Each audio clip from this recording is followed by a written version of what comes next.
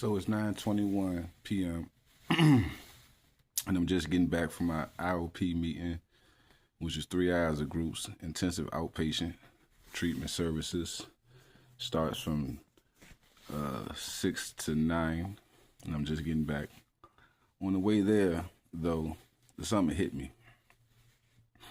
And I was like, treatment fatigue is a real thing. And having been through so many groups and classes, it just hit me. It just hit me from nowhere. Like, what's the point of doing 10 weeks of more groups, more classes? What's the point? But upon sitting there and listening to what was being said, I kind of figured out where that spirit came from.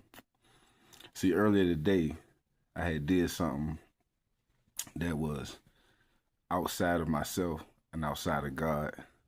I didn't relapse, but I did revisit one of my addictions, which isn't drugs or alcohol, isn't substance abuse at all, but in revisiting one of my old addictions, and I tried to rationalize it in my mind, I started that addict brain thinking, and I'm addicted to running, come to find out. I put on skates in a minute, I'm gone. Pshong. Any sign of uncomfortability, I take off. I leave responsibilities behind. I leave anything behind just to get away from that feeling of inadequacy or that feeling that I can't do it or I'm not going to complete it. So that's why in one of my videos, when I did complete the 30-day residential treatment program, I kind of broke down on video because I had finally completed something and it felt good. Now, not that I have not completed residential programs before in the past. I've been to several of them. But I never did it putting in the work. And recovery is hard. It is very hard. The process is hard.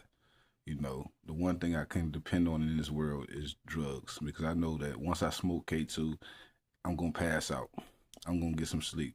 I know once I drink alcohol, I'm going to get drunk. That's the one thing in the world I can depend on. In the world of fakeness, cancel culture, and everything that's going on in the world, you can't believe most of what you see.